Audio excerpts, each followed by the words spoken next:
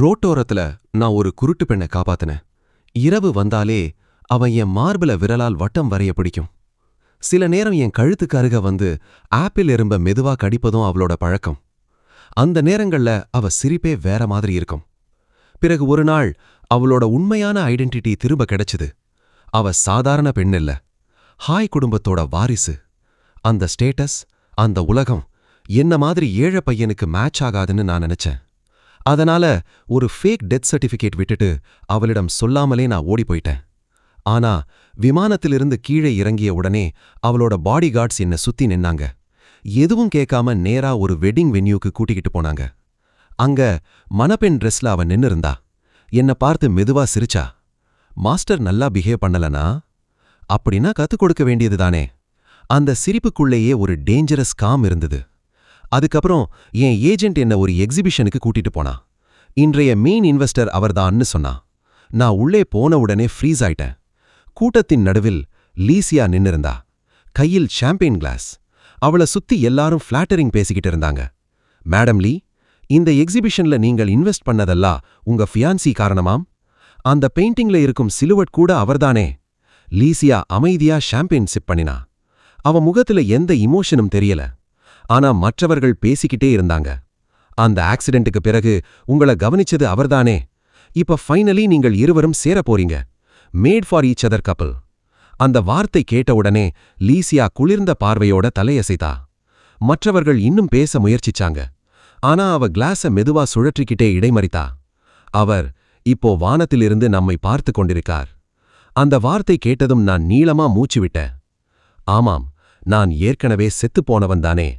3 வருடங்களுக்கு முன் லீசியாவிடமிருந்து தப்பிக்க என் டெத் சர்டிஃபிகேட்டை நானே ஃபார்ஜ் பண்ணினேன். அவ அதுக்காக கல்லறை கூட கேட்டினா. இப்போ நான் அவ முன்னாடி நின்னாலும் அவ என்ன ரெகக்னைஸ் பண்ணவே மாட்டா. என் ஏஜென்ட் திடீரென்று என் காதருகே கிசுகிசுத்தான். அந்த மனிதன் ரொம்ப அன்லக்கி. இன்னும் உயிரோட இருந்திருந்தா இப்போ எல்லாமே அவனோட கையில இருந்திருக்கும். நான் அமைதியா தலைய குனிஞ்சேன். அவ மீண்டும் சிரிச்சுக்கிட்டே சொன்னா, ஷால்டி, நீ இன்னும் ரொம்ப யங். ஒரு பெண் இமோஷனலா வீக்கா இருக்கும் நேரத்துல தான் அவங்க அதிகமா காதலிக்க ஆரம்பிப்பாங்க. சில ஸ்வீட் வேர்ட்ஸ் சொன்னாலே போதும், மனச முழுக்க கொடுத்துடுவாங்க. அந்த வார்த்தை கேட்டதும் நான் உதட்ட நினைச்சேன். அப்படிதானா? அந்த காலத்துல நான் அவளை கேர் பண்ணதுக்காகத்தான் அவ என்ன அவளால் எட்ட முடியாத நிலாவா பார்த்தாளா? அந்த ஆக்சிடென்ட் நேரத்துல லீசியா முழுக்க காயங்களோட இருந்தா. உடம்பு முழுக்க பேண்டேஜ். ஒவ்வொரு நாளும் மெடிசின் போட்டு தரணும்.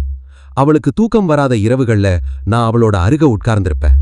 ஒவ்வொரு நாளும் அவளோட காயங்களுக்கு மெடிசின் போட்டு தரணும். புதிய ஸ்கின் வளர ஆரம்பிச்சதால வந்த இச்சிங் அவளை ரொம்ப கஷ்டப்படுத்தும். செயின் ரொம்ப கிச்சுக்குது, அவ மெதுவா சொல்லுவா. அந்த நேரத்துல எனக்கு லைஃப்ல கேர்ள் ஃப்ரெண்ட் கூட இருந்ததில்ல. வெட்கத்துல முகமே சிவந்து போய் ட்ரெஸ்ஸுக்கு மேலாக மட்டும் மெதுவா ஸ்கிராச் பண்ணி தருவேன். ஆனா அது அவளுக்கு போதல. திடீரென்று அவ என் கைய பிடிச்சு அவளோட உடம்புக்கு மேல கொண்டு போய் வைத்தா. இங்க இன்னும். லீசியா மூச்சு வாங்கிக்கிட்டே பேசினா. அவ முகம் முழுக்க சிவந்திருந்தது. நான் பதட்டத்துல ஆல்மோஸ்ட் பேனிக் ஆயிட்டேன். இவளுக்கு மூச்சே அடைஞ்சிடுச்சோ, என்ன செய்யணும்னே தெரியல. அடுத்த நிமிஷம் அவ கொஞ்சம் கோபப்பட்ட மாதிரி முகம் சொலித்தா. பிறகு திடீரென்று என் அருக வந்து அந்த குளிர்ந்த உதடுகளை என் உதட்ல ஒட்டினா. அது ப்ராப்பர் கிஸ் கூட இல்ல. ஆனா அந்த ஒரு நொடிதான் என் ஹார்ட்ட முழுக்க குலுக்கி போட்டது. அந்த மெமரி நினைச்சாலே இப்பவும் என் மூச்சு ஹெவியா மாறுது. அந்த நேரத்துல என் ஏஜென்ட் திடீரென்று என் கையை பிடிச்சு இழுத்தான். வா. நான் ரியாக்ட் பண்ணும் முன்னாடியே நேரா லீசியா முன்னாடி கொண்டு போனா. அவ இன்னும் அந்த சேம் கோல்ட் ஆராவோட நின்னிருந்தா. ஆனா இந்த முறை அவ கண்கள் நேரா என்ன பார்த்தது. மெதுவா சிரிச்சா.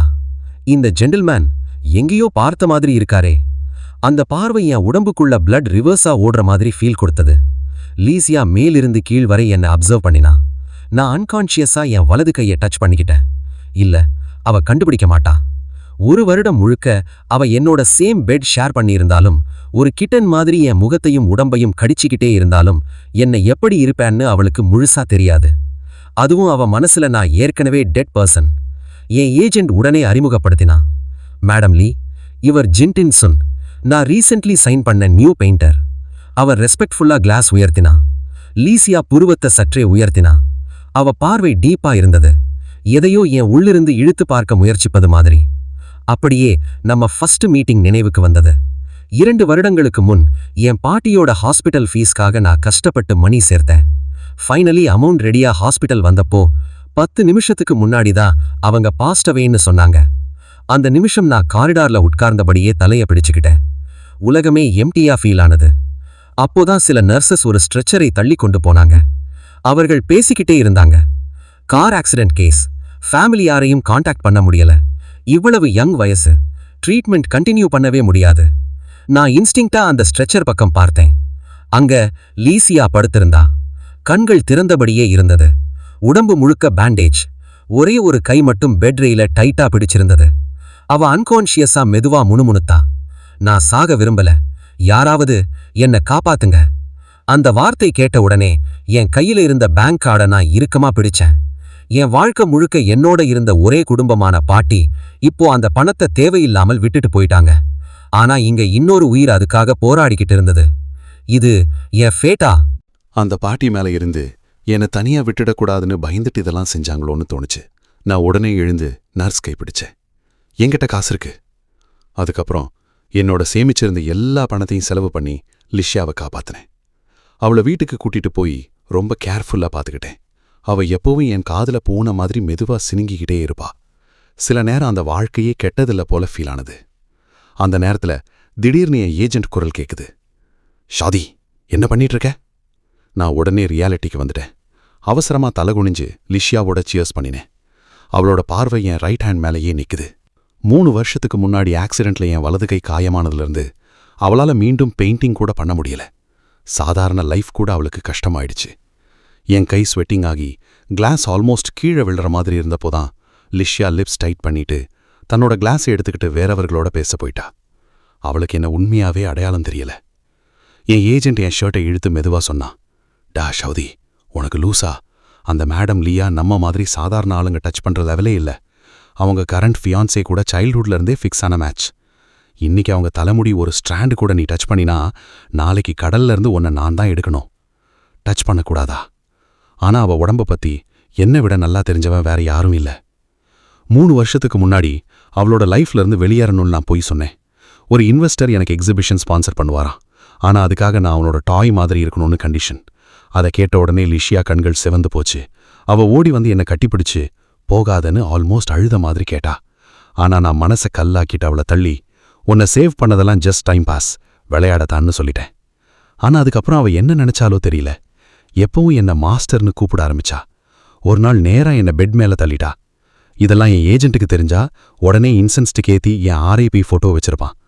நான் உள்ளுக்குள்ள ஒரு டீப் சை விட்டேன். அப்பவே அவளோட ஃபியான்ஸை என்னை கொல்லாம விட்டதே பெரிய விஷயம். இன்னைக்கு இந்த எக்ஸிபிஷன் முடிஞ்சா இனிமே நாம சந்திக்கவே மாட்டோம்னு நினைச்சேன். ஆனா அந்த தாட் இட் செல்ஃப் உள்ளுக்குள்ள ஒரு வியர்ட் பெயினை கொடுத்தது. அந்த நேரம் திடீர்னு பின்னாடி இருந்து லிஷியா குரல், ஷின்ஷிம். நான் ஷாக் ஆயிட்டு உடனே திரும்பி பார்த்தேன். ஆனா எங்களோட கண்கள் சந்தித்த அந்த நொடியிலேயே என் உடம்பே உறைஞ்சு போச்சு. அவளுக்கு என்ன அடையாளம் தெரிஞ்சிருச்சா? ஒரு குளிர்ந்த நடுக்கம் என் முதுகெலும்பிலிருந்து முழு உடம்புக்கும் பரவுச்சு. அதை எப்படி சமாளிப்பதுன்னு நான் யோசிச்சு கொண்டிருந்த நேரத்துல தான் ஒரு சின்ன குண்டான கை என் பேண்ட்டை பிடிச்சுது. அந்த நிமிஷமே என் மூச்சே நின்னு போச்சு. அது என் பழைய அத்தும் பக்கத்து வீட்டு பாப்பா. அவளுக்கு கொஞ்சம் மன வளர்ச்சி குறைவு இருந்தது. அவளோட அம்மா அப்பா எப்போதும் வீட்டில் இருக்க மாட்டாங்க. எனக்கு நேரம் கிடைக்கும் போதெல்லாம் நான் தான் அவளை பார்த்துக்குவேன். அவளால சரியா பேச முடியாது. ஆனா சில வார்த்தைகளை மட்டும் சொல்ல தெரியும். 3 வருடங்களுக்கு முன்னாடி நான் கிளம்பும்போது அவளோட பெற்றோரிடம் நிறைய பணம் விட்டு சென்றேன். இப்போ அவளை லிசியா தான் வளர்த்து கொண்டிருக்கிறா. அப்படின்னா இப்ப கொஞ்ச நேரத்துக்கு முன்னாடி லிசியா சொன்ன ஷிங் ஷிங்னு அது என்னையா கூப்பிட்டதா அல்லது அந்த பாப்பாவையா? ஒருவேளை லிசியாவுக்கு உண்மையிலேயே என்ன அடையாளம் தெரிஞ்சிருச்சா? இப்போ என்ன கொன்று மீன்களுக்கு உணவாக்க போறாளா? எதற்கென்றே தெரியாம என் உடம்பு முழுக்க குளிர் ஓடியது. நான் அங்கேயே உறைஞ்சு நின்று கொண்டிருக்க லிசியா மெதுவா குனிஞ்சு அந்த பாப்பாவை நோக்கி கைகளை நீட்டினா. ஷிங் ஷிங், இங்க வா. அப்போதுதான் புரிஞ்சது, லிசியா அந்த குழந்தைக்கு ஷிங் ஷிங்னு பேர் மாற்றி வைத்திருந்தா. ஆனா ரொம்ப நாளைக்கு பிறகு என்ன பார்த்ததாலோ என்னவோ அந்த குழந்தை என் பேண்ட்டை பிடிச்சதை விடவே இல்ல. அதுவும் அவளோட கண்கள் செவக்க ஆரம்பிச்சுது.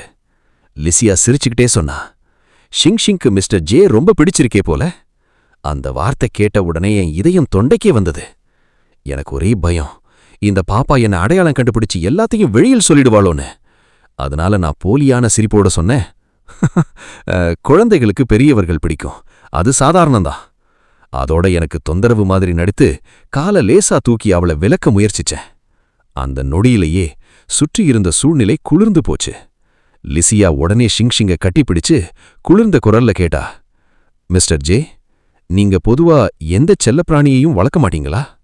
பிடிக்காதா? ஏன்? நான் உதட்ட இறுக்கமா கடிச்சு மெதுவா பதில் சொன்னேன். அவங்களோட வாழ்க்கை முழுக்க பொறுப்பெடுக்கிற அளவுக்கு எனக்கு தகுதி இல்ல. ஒரு காலத்துல என் பாட்டியை காப்பாத்தலாம், ஷிங்ஷிங்க பார்த்து கொள்ளலாம், லிசியாவுடன் கூட வாழலாம்னு நினைச்சேன். ஆனா கடைசியில என்னிடம் மிஞ்சியது நான் தான். எப்போதுமே நான் மட்டும்தான். அதை சொல்லிவிட்டு நான் திரும்பி பார்க்காமலே அங்கிருந்து நடந்து சென்றேன். அடுத்த நொடியிலே லிசியாவின் கைகளில் இருந்த ஷிங்ஷிங் சத்தமா அழ ஆரம்பிச்சா. அண்ணா! அவள் திக்கி திணறி என்னை அழைக்க முயற்சிச்சா. ஆனா என்னால திரும்பி பார்க்க முடியல. நான் தொடர்ந்து நடந்து கொண்டே இருந்தேன். லிசியா அந்த குழந்தைய பார்த்துக்கொள்ள தயாரா இருந்தா. அப்படி இருக்க அங்க இன்னும் என்ன காதலிக்க யார் இருக்காங்க? அந்த நேரத்துல தான் என் பின்னாடி திடீர்னு ஏதோ உடைஞ்சு விழும் சத்தம் கேட்டது. நான் பதறி திரும்பி பார்த்தேன். லீசியா தரையில விழுந்திருந்தா. அவ இன்னும் ஷிங்ஷிங்க கட்டிப்பிடிச்சுக்கிட்டே இருந்தா. அவங்க பக்கத்துல இருந்த பெரிய ஃப்ரேம் கீழே விழுந்து நொறுங்கி இருந்தது. அடுத்த நொடியில லீசியாவோட குதிக்கால் செவந்து வீங்க ஆரம்பிச்சது.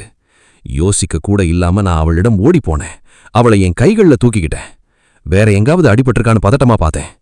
அவ மெதுவா முகம் தூக்கி என்ன பார்த்தா. அந்த பார்வை மங்கலா இருந்தது. ஒரு நொடிக்கே நான் 3 வருடம் பின்னாடி போன மாதிரி ஆனது. அப்பவும் அவ இப்படித்தான் என் மார்புக்குள் சுருண்டு படுத்துக்கிட்டு கெட்ட கனவு வந்துச்சுன்னு நடுங்கிற குரல்ல சொல்வா. அந்த நினைவு என்ன முழுக்க அதிர வைத்துக் கொண்டிருந்த நேரத்துல தான், சியா, என்னாச்சு என்று ஒரு மென்மையான ஆண் குரல் மேலே இருந்து கேட்டது. நான் தலை தூக்கி பார்த்தேன். அதே முகம், அதே போலியான சிரிப்பு. அங்க வந்திருந்தவன் லீசியாவோட நிச்சயதார்த்த கணவன் ஜோ இங்வாய். லீசியாவோட பெர்ஃப்யூம் வாசனை காற்றுல பரவிச்சு. ஆனா அது எனக்கு புதுசான வாசனை. எப்படியோ நாம இப்போ 2 பேரும் முற்றிலும் வேற உலகத்துல வாழ்ற அந்நியங்க மாதிரி ஆகிட்டோம். அவன் முதல் முறையா என் குடிசை வீட்டுக்குள்ள வந்த நாள் எனக்கு நினைவுக்கு வந்தது. அவன் உள்ள வந்த உடனே மூக்க மூடிக்கிட்டான். அவனோட பளபளப்பான ஷூ கீழே நான் எவ்வளவு சுத்தம் பண்ணினாலும் அழுக்காகவே இருக்கும் தரை. அப்ப அவன் குளிர்ந்த குரல்ல கேட்டான், இப்படி ஒரு இடத்துல சியா எப்படி தாங்கியிருக்கா? உன்ன மாதிரி பசிக்கே வாடுற ஏழை அவளை எப்படி பாதுகாப்ப? கடைசியில அவள்தான் உன்னை காப்பாத்தணும். அந்த நேரத்துல என் வலது கை காயமா இருந்தது. அவன் சொன்ன எல்லா வார்த்தையும் உண்மைதான். அதனால நான் தலையை குனிஞ்சு அவன் என்னை மிதிக்கிறத அமைதியா தாங்கிக்கிட்டேன். ஆனா இப்போ 3 வருடம் கடந்து போயிருச்சு. எல்லாமே முடிஞ்சு போச்சு. இப்போ நான் அவனுக்காக தலைகுனிய வேண்டிய அவசியமே இல்ல. நான் லீசியாவை மெதுவா எழுப்பினேன். அவளோட கையை விட்டுட்டு ஜோ இங்வாய நேரா பார்த்தேன். ஒரு நொடிக்கு அவனோட கண்கள் சற்றே குலுங்குச்சு. ஆனா அடுத்த நொடியிலே மீண்டும் அந்த போலியான சிரிப்பு முகத்துல வந்துச்சு. எங்களுக்கு உதவினதுக்கு ரொம்ப நன்றி சார்ன்னு சொன்னா. அந்த வார்த்தைக்குள்ளேயே ஒரு உரிமை இருந்தது. லீசியா என்னோடவன்னு சொல்ற மாதிரி. அவ லீசியாவை தன்னோட கைகளுக்குள் இழுத்துக்கிட்டான். அவளை பார்த்த கண்கள்ல போலியான பாசம் நிரம்பி இருந்தது. நானும் சியாவும் சீக்கிரம் கல்யாணம் பண்ணிக்க போறோம். அவளுக்கு ஏதாவது ஆகக்கூடாதுன்னு மெதுவா சொன்னா. ஆனா லீசியா மட்டும் என்னையே பார்த்து கொண்டிருந்தா. அந்த பார்வை என் ஆன்மாவையே தொலைக்கிற மாதிரி இருந்தது. சில வினாடிகள் அமைதியா கடந்துச்சு. பிறகு நானும் சிரிச்சேன். வாழ்த்துக்கள் மிஸ் லீ, நீங்க 2 பேரும் சந்தோஷமா வாழணும்னு சொன்னேன். ஆனா அந்த வார்த்தை கேட்ட உடனே லீசியாவோட கண்கள் மெதுவா பனிமூட்டம் பிடிச்ச மாதிரி மங்குச்சு. அவ மெதுவா என் வார்த்தையவே திரும்ப சொன்னா. ரொம்ப சந்தோஷமா? லீசியா என் வார்த்தையவே மெதுவா திரும்ப சொன்னா. அந்த குரல் கேட்ட உடனே என் உடம்பே நடுங்கி போச்சு. ஆனா வெளியில ஒட்டும் அமைதியா இருந்த மாதிரி நடித்து அங்கிருந்து கிட்டத்தட்ட ஓடிப்போன மாதிரி வெளியேற முயற்சிச்சேன். அந்த நேரத்துல தான் லீசியா திடீர்னு என்னை அழைத்தா. அவங்க செக்ரட்டரியிடம் இருந்த சிவப்பு அழைப்பிதழை எடுத்துக்கிட்டு என் பக்கம் நீட்டினா. மிஸ்டர் ஜி, அடுத்த வாரம் எங்க கல்யாணம், நீங்க கண்டிப்பா வரணும்னு சொன்னா. அது அழைப்பா தெரியல, எச்சரிக்கையா தெரியல. அந்த குரல்ல ஏதோ அழுத்தம் இருந்தது. ஏன் நீ என் மனசு உடனே கேட்க ஆரம்பிச்சது. இப்போ நான் அவளுக்கு ஒரு அந்நியன் மட்டும்தானே, ஒரே ஒரு தடவை பார்த்த மனிதன். அப்படி இருக்க அவளுக்கு ஏதாவது தெரிஞ்சிருச்சா? ஆனா அடுத்த நொடியிலே அவ ஜோ இங்வாய்க்கு அருதா நின்று அவனோட கையை பிடிச்சது பார்த்ததும் அந்த எண்ணத்தை நான் தள்ளி போட்டேன். சிரிப்பை கட்டாயப்படுத்தி அழைப்பிதழ வாங்கிக்கிட்டேன். இந்த கண்காட்சி முடிஞ்சா 1 வாரத்துக்குள்ள நானே ஹெங் நகரத்தை விட்டு போயிருப்பேன்னு மனசுக்குள்ள நினைச்சேன். அந்த நேரத்துல ஜோ இங்வாய் லீசியாவோட தலையில மெதுவா முத்தமிட்டான். ஆனா அவன் கண்கள் மட்டும் என்னையே பார்த்துக்கிட்டு இருந்தது. அப்படித்தான் மிஸ்டர் ஜி, எங்க கல்யாணத்துக்கு நீங்க கண்டிப்பா வரணும். கடந்த கால விஷயங்கள் எல்லாம் கடந்த காலத்திலேயே இருக்கட்டும்னு சிரிச்சான். நான் அமைதியா தலையசைத்தேன். அங்கிருந்து வெளியே வந்த உடனே அந்த அழைப்புதழ நேரா குப்பை தொட்டிக்குள்ள போட்டுட்டேன். லீசியாவுக்கு அந்த பழைய நினைவுகள் மீண்டும் நினைக்கவே விரும்பாத வலியான கடந்த காலம்தான் இருக்கும். அப்படியென்றால் அது கடந்த காலமாவே இருக்கட்டும். கண்காட்சி முடிந்ததும் இனிமேல் லீசியாவுக்கும் எனக்கும் எந்த தொடர்பும் இருக்காதுன்னு நினைச்சேன். ஆனா அடுத்த நாள் காலையிலேயே என் ஏஜென்ட் அழைச்சான். இன்வெஸ்டர் இன்று ஒரு செலிப்ரேஷன் பார்ட்டி வைக்கிறாங்கன்னு சொன்னான். நான் உடனே மறுத்துட்டேன். ஏன்னா நேத்து லீசியா என்ன அடையாளம் கண்டுபிடிக்க போன அந்த நொடி இன்னும் என் உடம்ப நடுங்க வச்சுக்கிட்டே இருந்தது. ஆனா போனின் அடுத்த பக்கத்திலிருந்து என் ஏஜென்ட் கத்துனா, மிஸ்ஸஸ் லீ உன்னை கட்டாயமா வர சொல்லிருக்காங்க. நீ வரலன்னா மீதமுள்ள பணத்துல 1 ரூபாய் கூட தரமாட்டேன்னு சொன்னாங்க. அடுத்த நொடியிலேயே நான் அந்த பார்ட்டி ஹால்ல நின்றுகிட்டு இருந்தேன். என் ஏஜென்ட் என்னை இழுத்துக்கிட்டு அங்கிருந்த இன்வெஸ்டர்களுக்கு ஒவ்வொருத்தருக்கும் குனிஞ்சு சிரிச்சுக்கிட்டு போனான். கடைசில என்ன நேரா லீசியாவிடம் கூட்டிக்கிட்டு போனான். அந்த நேரத்துல லீசியா தான் முதலில் கையை நீட்டினாள். அவளோட உதடுகளில் மெதுவான சிரிப்பு. சியா, எவ்வளவு நாளாச்சுன்னு சொன்னா. அந்த ஒரு வார்த்தை கேட்ட உடனே என் இதயம் வேகமா துடிக்க ஆரம்பிச்சது. இப்போ அவளுக்கு ஏதாவது தெரிஞ்சிருச்சா? இப்போ என்ன சோதிக்கிறாளா? என்னோட மூளை வேகமா ஓட ஆரம்பிச்சது. ஆனா வெளியில மட்டும் அமைதியா நடித்து நானும் கையை நீட்டினேன். மிஸ்ஸஸ் லீ, என் பெயர் குடும்பம் ஜி, நீங்க என்ன சியாவ்டி என்று அழைக்கலாம்னு சொன்னேன். அந்த காலத்துல என் உண்மையான பெயரை நான் ஒருபோதும் லீசியாவிடம் சொல்லவே இல்லை.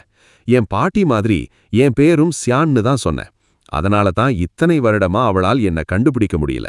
நான் இவ்வளவு நேரா பதில் சொன்னதை பார்த்ததும் என் ஏஜென்ட் பதட்டத்துல என் சட்டை கைப்பகுதியவே கிழிக்க போற மாதிரி பிடிச்சுக்கிட்டான். சியான் நல்ல பெயர், ரொம்ப நெருக்கமா தோணுது இல்லையா? லீசியா என்ன நேரா பார்த்துக்கிட்டே சாதாரணமா சொன்னாள். சியான் எனக்கு மிகவும் முக்கியமான ஒருவரோட பெயர், ஒரு ஓவியர். அவர் கொஞ்சம் அமைதியானாள். துரதிர்ஷ்டவசமாக அவர் சில வருடங்களுக்கு முன்பே இறந்துவிட்டார். இப்போ இந்த மிஸ்டர் ஜிய பார்க்கும்போது அவரை நினைச்சு கொஞ்சம் சோகமா இருக்குன்னு மெதுவா சொன்னாள். என் ஏஜென்ட் பக்கத்துல நின்னு வேர்வையை தொடச்சிக்கிட்டே கட்டாய சிரிப்பு சிரிச்சான். நானும் முகத்துல போலி சிரிப்பை வைத்துக்கிட்டு இங்கிருந்து எப்படியாவது தப்பிச்சு ஓரமா போய் உட்காரணும்னு நினைச்சேன். ஆனா அடுத்த நொடியிலேயே லீசியா கைய அசைத்தாள். இங்கே உட்காருங்கள் என்று எங்களை அவளோட பக்கத்திலேயே அமர சொல்லினாள். நான் மறுக்க வாய திறக்கிறதுக்குள்ள என் ஏஜென்ட் என்ன நாற்காலியில தள்ளி உட்கார வச்சுட்டான். வேற வழியே இல்ல. நான் தலைய குனிஞ்சு சாப்பிட ஆரம்பிக்க நினைச்சேன். ஆனா அடுத்த நொடியிலே என் முகம் உறைந்து போச்சு. முழு மேசையும் கடல் உணவுகளால் நிரம்பியிருந்தது. இறால், நண்டு, சால்மன் எல்லாமே என் முன்னாடி வரிசையா இருந்தது. ச்ச, என் உதடு மெதுவா நடுங்குச்சு. இந்த கண்காட்சிக்காக திரும்ப வந்தது என் உயிரை ஆபத்துல வைக்கும்னு தெரிஞ்சிருந்தா நான் ஒருபோதும் வந்திருக்க மாட்டேன்னு மனசுக்குள்ள நினைச்சேன். எனக்கு கடல் உணவுக்கு கடுமையான அலர்ஜி. அது சாதாரண அலர்ஜி இல்ல, தொண்டைய மூடிவிட்டு உயிரையே எடுத்துரும் அளவுக்கு ஆபத்தானது. அதை இந்த உலகத்துல யாரை விட நன்றாக தெரிஞ்சவள் லீசியாதான். நான் கையில் இருந்த சாப்பாட்டு குச்சிகளை பிடிச்சுக்கிட்டே அசையாம இருந்தேன். அந்த நேரத்துல லீசியா மெதுவா கேட்டாள், சியாம், மிஸ்டர் ஜி சாப்பிட மாட்டாங்களா? அந்த குரலுக்குள்ள மறைமுக அர்த்தம் நிரம்பி இருந்தது. நான் பற்களை கடித்தேன். இப்போ நான் சாப்பிட மாட்டேன்னு சொன்னா அவளுக்கு இன்னும் சந்தேகம் வரும். சாப்பிட்டா அலர்ஜி வரும், ஆனா உடனே ஹாஸ்பிட்டலுக்கு போயிட்டா ஒருவேளை எதுவும் ஆகாமல் தப்பிக்கலாம் என்று வேகமா யோசிச்சேன். கடைசில நான் மெதுவா குச்சிகளை எடுத்தேன். அதுல இருந்த மிகச்சிறிய சால்மன் துண்டை பிடித்தேன். கண்களை மூடிக்கொண்டு அதை வாய்க்கு கொண்டு போகும் நேரத்தில்தான் திடீரென்று யாரோ என் கையை பிடிச்சாங்க. நான் அதிர்ச்சியோட மேலே பார்த்தேன். லீசியாதான். அவளோட கண்கள் முழுக்க கோபம் நிரம்பியிருந்தது. அது துரோகம் செய்யறவரை கையும் களவுமா பிடித்த மாதிரி இருந்தது. அடுத்த நொடியிலே என்ன உயிரோட விழுங்கிடுவாளோன்னு தோன்றுச்சு. நான் குற்றவாளி மாதிரி விழுங்கிக்கிட்டேன். அவளோட கண்களை நேரா பார்க்க கூட பயமாயிருந்தது. அந்த நேரத்துல லீசியா பின்னாடி கையை அசைத்தாள். உடனே வெயிட்டர்ஸ் ஒருத்தருக்கு பிறகு ஒருத்தர் உள்ளே வந்தாங்க. அவங்க கைகளில் 8 விதமான உணவுகளும் ஒரு சூப்பும் இருந்தது.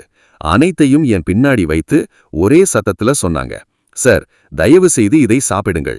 அந்த காட்சியை பார்த்து என் ஏஜென்ட்டே பயந்து போயிட்டான். அவன் தலையை குனிஞ்சு என் காதுக்குள் மெதுவா சொன்னான், டே சி, நீ ரொம்ப டேஞ்சரான ஆள் போல. எனக்கு தெரியாம நீ லீசியாவோட அந்த மாதிரி ரிலேஷன்ல போயிட்டியா? அவ உன்னை பாக்குற பார்வையே பாரு, முழுக்க பிடிவாதமா இருக்கு. ஆனா கவனமா இருடா, அவளோட ஃபியான்சே கிட்ட இது தெரிஞ்சா உன்னை கடல்ல இருந்து தான் தேடணும். அவன் பேசி கொண்டிருக்க என் முன்னாடி இருந்த அந்த 8 டிஷ்ஷையும் ஒரு சூப்பையும் நான் அமைதியா பார்த்து கொண்டிருந்தேன். என் கையில் இருந்த குச்சிகளை இன்னும் பலமா பிடிச்சேன். ஏன்னா அந்த சிதிலமா இருந்த பழைய குடிசை வீட்டுல ஒரு நாள் நான் லீசியாவிடம் சொன்னேன். ஒரு நாள் நான் பணக்காரனானா உன்னை இந்த மாதிரி பெரிய ஹோட்டலுக்கு கூட்டிக்கிட்டு வருவேன்னு நான் சொன்னேன். அப்போ நாம இருவரும் 8 டிஷ் ஒரு சூப் ஆர்டர் பண்ணி ஸ்டைலா சாப்பிடலாம்னு சிரிச்சேன். அந்த நினைவு இப்போ என் மனசுல முழுக்க ஒலிச்சுக்கிட்டே இருந்தது. 3 வருடங்களுக்கு முன் லீசியா ஹாஸ்பிட்டலிலிருந்து டிஸ்சார்ஜ் ஆன நாள். என்னிடம் மீதமிருந்த பணத்தை எல்லாம் அவ கையில திணிச்சு வச்சு நான் கிளம்ப தயாரான. ஆனா அடுத்த நொடியிலே அவள் என் சட்டையின் நுனிய பிடிச்சுக்கிட்டாள். பார்வையில்லாத அந்த மங்கலான கண்களோட மருத்துவமனை வாசலில் நின்னபடி மெதுவா அழுதுகிட்டே கேட்டாள், ஷியாவ், என்னை இனிமேல் வேண்டாம்னு நினைக்கிறாயா? அந்த குரல் கேட்டவுடன் என் இதயம் சுருங்கி போச்சு. நான் அவளோட தோள்களை பிடிச்சேன். நீ உன் வீட்டுக்கு திரும்பணும்னு சொன்னேன். ஆனா லீசியா உடனே தலையசைத்தாள். அவளால் பார்க்க முடியல. ஆனா அந்த கண்களில் ஏதோ விசித்திரமான மாயம் இருந்தது. யார பார்த்தாலும் அதுக்குள்ள மூழ்கி போயிடுவாங்க. எனக்கு இப்போ நீ மட்டும்தான் இருக்கு. என்னை விட்டு போகாத. நீ என்ன வேண்டும்னாலும் செய்வேன்னு கெஞ்சினாள். அவளோட முகத்துல இருந்த காயங்கள் இன்னும் ஆறவே இல்ல. கண்களில் கண்ணீர் நிரம்பி என்னை பிடிச்சுக்கிட்டே நின்னா. சுற்றிலும் போய்கொண்டிருந்த மக்கள் என்ன ஒரு கொடூரமான வில்லன் மாதிரி பார்த்தாங்க. கடைசியில நான் பற்களை கடிச்சுக்கிட்டு அவளோட கைய பிடிச்சேன்.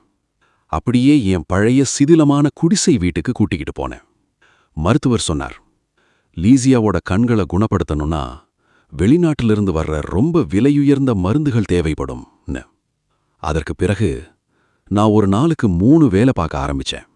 அதனால தான் தினமும் நள்ளிரவுக்கு பிறகுதான் வீட்டுக்கு வருவேன். ஆனா எவ்வளவு லேட் ஆனாலும் லீசியா எப்போதும் எனக்காக காத்திருப்பாள். மேசை மேல அவள் சமைத்த இரவு உணவு இருக்கும். ஷியாவ், நான் உனக்கு சுமையா ஆகிட்டேனான்னு ஒரு நாள் கேட்டாள். நான் நல்லா ஆனதும் இனி உன்னை இவ்வளவு கஷ்டப்பட விட மாட்டேன். நீ என்ன வேண்டும்னாலும் கேள். வானத்துல இருக்கிற நிலாவை கூட உனக்காக கொண்டு வருவேன். என்ன நம்புன்னு மெதுவா சொன்னாள். அவளோட 2 கைகளும் முழுக்க தீக்காய புண்களால நிரம்பியிருந்தது. அத பார்த்தபோது என் மனசு உண்மையாவே உருகிச்சு. பிறகுதான் எனக்கு தெரிஞ்சது, லீசியாவுக்கு பார்வை இல்லாததால அந்த காயங்கள் வரல. அவள் வாழ்க்கையில ஒரு நாள் கூட சமையல் செய்ததில்ல.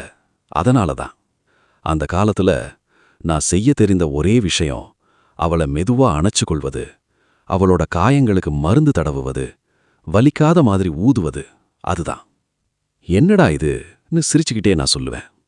நீ இருந்தாலும் இல்லை என்றாலும் நான் வேலைக்கு போய் தான் ஆகணும். ஒரு நாள் நாம ரொம்ப சாப்பிட்டு சுவரை பிடிச்சுக்கிட்டு நடக்கிற அளவுக்கு வயிறு நிரப்புவோம். உன் கண்கள் சரியானதும் நாம பெரிய வீட்டுக்கு மாறுவோம். அங்க தினமும் நீ பூக்களை அலங்கரிச்சு தேநீர் குடிச்சு சந்தோஷமா வாழணும்னு நான் தொடர்ந்து பேசிக்கிட்டே இருந்தேன். ஆனா லீசியா மட்டும் ஒரு வார்த்தை கூட பேசல. அவள் அமைதியா வந்து என் மடியில உட்கார்ந்தாள். அவளோட விரல்கள் என் தலைமுடிக்குள்ள நுழைஞ்சது. பிறகு என் முகமெங்கும் மெதுவா முத்தமிட ஆரம்பிச்சாள். அவ்வளவு மெதுவா, அவ்வளவு பாசமா. கடைசியில அவள் என்ன படுக்கைக்கு மெதுவா தள்ளினாள். இப்ப நினைச்சு பார்த்தா அந்த நாளில லீசியா ஒன்னும் பேசாம இருந்தது வெக்கத்தால மட்டும் இல்ல போல. ஒருவேளை அது வெறும் அவமதிப்பாக இருந்திருக்கலாம். ஏன்னா அவள் பிறந்ததே நகரமே மேலிருந்து பார்க்கும் அளவுக்கு பெரிய வாரிசாக. நம்ம மாதிரி சேற்றல் உருண்டு வாழ்றவங்களின் எதிர்காலம் பற்றி அவளுக்கு கவலையே இருக்காது. நானும் என் சிதைந்த குடிசை வீடும் அவளோட வாழ்க்கையில மறைத்து வைக்க வேண்டிய ஒரு அவமானமான கடந்த காலம்தான். அந்த நினைவுகள்ல மூழ்கியிருந்த நேரம் அறைக்குள் யாரோ வந்த சத்தம் கேட்டது. தலை தூக்கி பார்த்தேன். அது ஜோயிங்காய். வெள்ளை சூட்டில் சிரிச்ச முகத்தோட வந்து நேரா லீசியாவின் பக்கத்துல உட்கார்ந்தான். அவங்க இருவரும் நிச்சயத்தார்ந்த ஜோடிக்கே சரியான பொருத்தம். அவங்கள சுத்தி ஒரு தனி உலகம் இருந்த மாதிரி, மற்ற யாருக்கும் அங்க இடமே இல்லாத மாதிரி தோணுச்சு. ஜோ ஒரு இறாலை உரித்து அத லீசியாவின் பிளேட்டில் வைத்து சிரிச்சான். ஷியா இந்த பார்ட்டிக்கு நேரா வந்தது நான் பக்கத்துல இருக்கிறேன்னு தெரிஞ்சதால. அப்படி அவன் சொன்ன உடனே அங்க இருந்த எல்லாரும் கிண்டல் பண்ணி சிரிக்க ஆரம்பிச்சாங்க.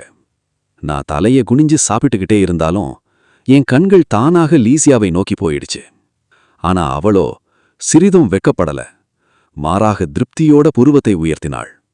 அந்த ஒரு நொடி என் நெஞ்சு உள்ள நசுங்குற மாதிரி இருந்தது. அப்படின்னா லீசியா இங்க வந்ததே அவளோட வருங்கால கணவன் பக்கத்து அறையில இருக்கிறதால தானா? அந்த நேரத்துல அவள் மெதுமா சொன்னாள், இல்ல. அத சொல்லிக்கிட்டே அந்த இறாலை வாய்க்குள்ள போட்டாள். நான் ஆழமா மூச்சை இழுத்தேன். அங்க இருக்கிற காற்றே மூச்சு திணற வைக்கிற மாதிரி இருந்தது. அவங்க இருவரும் அப்படி நெருக்கமா இருப்பதை பார்க்கவும், வானத்தில் முடிச்சு போட்ட ஜோடின்னு மக்கள் பேசுறதையும் கேட்கவும் எனக்கு முடியல. கடைசியில ஒரு காரணம் சொல்லிட்டு கோட்டையை எடுத்துக்காம அறையிலிருந்து வெளியே ஓடிட்டேன். ஹோட்டல் வெளியே நின்னு காருக்காக காத்திருந்தேன். இரவு காற்று முகத்தில் அடிச்சதும் சிறிது புத்தி திரும்பிச்சு. ஆனா அடுத்த நொடியிலே பின்னாடி பழக்கமான குரல்கள் கேட்டது. லீசியா சொல்றா, அவனை இன்னும் இவ்வளவு நினைக்கிறியா? அவனோட குரல் மட்டும்தான் ஒத்திருக்குது. அவன் ஏற்கனவே செத்து போனவன். போறதுக்கு முன்னாடி கூட என்கிட்ட இருந்து ஒரு பெரிய தவணை பணம் வாங்கி போன குப்பை. அப்படி ஒருத்தனை இன்னும் மறக்க முடியலையா? ஒருவேளை நான் கோட்டை உள்ள விட்டு வந்ததை லீசியா கவனிச்சிருப்பாள். அதனாலதான் ஜோவும் அவளுடன் வெளியே வந்திருக்கான். ஜோ சொன்னதுல பாதி மட்டும் உண்மை. நான் உண்மையிலேயே ஒரு குப்பை தான். அந்த காலத்துல அவன் என்னை தேடி வந்து லீசியாவோட வாழ்க்கையிலிருந்து விலகிப்போன்னு சொன்னபோது நான் ஒரு நிமிஷமும் யோசிக்கல. அவமானமே இல்லாம 1 மில்லியன் பணம் கேட்டேன். ஆனா லீசியா இன்னும் என்ன மறக்கலன்னு சொல்றது மட்டும் நம்ப முடியாத விஷயம். அந்த நாளில நான் வாங்கியிருந்தது. அந்த நாள் நான் மருந்து வாங்கிக்கிட்டு எதிர்பாராத மாதிரி சீக்கிரமே வீட்டுக்கு வந்தேன். அப்போதான் அந்த கண் தெரியாத மாதிரி இருந்த லீசியா ஒரு ஆளோட முகத்தை பார்த்து ரொம்ப பாசமா சிரிச்சுக்கிட்டு இருந்ததை பார்த்தேன். அந்த நிமிஷத்திலேயே எனக்கு எல்லாம் புரிஞ்சிடுச்சு. அதனாலதான் பிறகு ஜோயிங் குவாய் வந்து நானும் லிசியாவும் சின்ன வயசுலேருந்தே ஃபிக்ஸ் ஆனவங்கன்னு சொன்னப்பவும், அதுவும் மட்டும் இல்லாம இருவரும் சேர்ந்து படுக்கையில இருந்த போட்டோக்களையே என் முன்னாடி போட்டப்பவும் நான் ஃபேஸ்ல எதுவும் காட்டல, கூலாவே இருந்தேன். அவன் எனக்கு 1 மில்லியன் கொடுத்தான். அதுக்கு பதிலா நான் செத்துட்டே மாதிரி டிஸப்பியர் ஆகணும். என் பெயர், என் எக்ஸிஸ்டன்ஸ் எல்லாமே கிளீனா எரேஸ் ஆகணும். சரியான டீல் இல்லையா? ஒரு சாதாரண ஆள் வாழ்க்கையில 1 கோடி கூட பார்க்க முடியாது. ஆனா நான் ஒரே ஷாட்ல அந்த அளவுக்கு பணம் எடுத்துட்டேன். அந்த இரவே ஹோட்டலுக்கு போனதும் அவசரமா பேக் பண்ண ஆரம்பிச்சேன். இந்த பிரச்சனையிலிருந்து எவ்வளவு சீக்கிரம் முடியுமோ அவ்வளவு சீக்கிரம் எஸ்கேப் ஆகணும்னு தான் மைண்ட்ல ஓடிக்கிட்டு இருந்தது. அப்போதான் என் ஏஜென்ட் கால் பண்ணா. ஷியா, லிசியா எக்ஸிபிஷனுக்கு கூட்டிக்கிட்டு வந்த அந்த லிட்டில் கேர்ள் ஞாபகம் இருக்கா? இன்னைக்கு பார்ட்டில அவ காணோம். எல்லாரும் பேனிக் ஆகி தேடுறாங்க. நீ ஏர்லியா கிளம்பிட்ட, எங்கேயாவது பாத்தியா? ஷின் காணாம போயிட்டாளா? அந்த party full crowd, full chaos. அவளுக்கே டைரக்ஷன் சென்ஸ் சரியா இருக்காது. தவறி போறது ஈஸிதான். அவ வீட்டுக்கு வழி தெரியாம போயிடுமோன்னு நான் எப்பவும் பயப்படுவேன். அதனாலதான் எப்பவுமே அவளிடம் எதுவானாலும் வீட்டுக்கு வந்துரு, நான் வெயிட் பண்ணிக்கிட்டே இருப்பேன்னு சொல்லுவேன். அதுவும் அந்த ஹோட்டல் நான் பழைய காலத்துல இருந்த குடிசை வீட்டுக்கு பக்கத்துல தான் இருந்தது. ஒருவேளை ஷின் அங்கே போயிருப்பாளா? அதுக்கப்புறம் நான் யோசிக்கவே இல்ல. நேரா அந்த பழைய வீட்டுக்கு ஓடினேன். நான் நினைச்ச மாதிரியே கதவு திறந்துதான் இருந்தது. மெதுவா உள்ள நுழைஞ்சேன். சோஃபால ஒருத்தர் உட்கார்ந்திருந்த சிலுவெட் மட்டும் தெரிஞ்சுது. அடுத்த செகண்ட்ல என் பின்னாடி கதவு திடீர்னு மூடுச்சு. அதே நேரம் ஹவுஸ் லைட்ஸ் எல்லாம் ஆன் ஆயிடுச்சு. ஷின், இன்னைக்கு ரொம்ப லேட்டா வந்துட்ட. அந்த வாய்ஸ் கேட்ட உடனே என் மூச்சே நின்று போச்சு. லிசியா. நான் ஹோட்டல்ல மறந்துட்டு வந்த கோட்டை போட்டுக்கிட்டு அவ சோஃபால காமா உட்கார்ந்திருந்தா. நான் இன்னும் ஆக்ட் பண்ண ட்ரை பண்ணேன். மிஸ் லீ, ஷின் இங்கே இல்ல, நீங்க ராங் பிளேஸுக்கு வந்துட்டீங்க போல. லிசியா ஸ்ட்ரெயிட்டா என் கண்களுக்குள்ள பார்த்தா. அந்த லுக் லிட்ரலி என் உள்ளம் வர பெனிட்ரேட் பண்ண மாதிரி இருந்தது. ஷின்னுக்கு ஸ்ட்ரேஞ்சர்ஸ்னா ரொம்ப பயம். ஆனா எக்ஸிபிஷன்ல அவளே உன்கிட்ட வந்து கிளிங் ஆயிட்டா. அந்த போட்டோ ஃப்ரேம் விழுந்தப்போ உனக்கு சீஃபுட் அலர்ஜி இருக்குன்னு தெரிஞ்சும் என் முன்னாடியே அதை சாப்பிட ட்ரை பண்ணேன். அதுவும் இல்லாம என் ரைட் ஹேண்ட்ல இருக்கிற அந்த ஸ்கார். அவளோட வாய்ஸ் கொஞ்சம் ஷேக் ஆனது. ஷியம், அந்த டைம்ல எனக்கு கண் தெரியல. ஆனா நான் முட்டாளே இல்ல.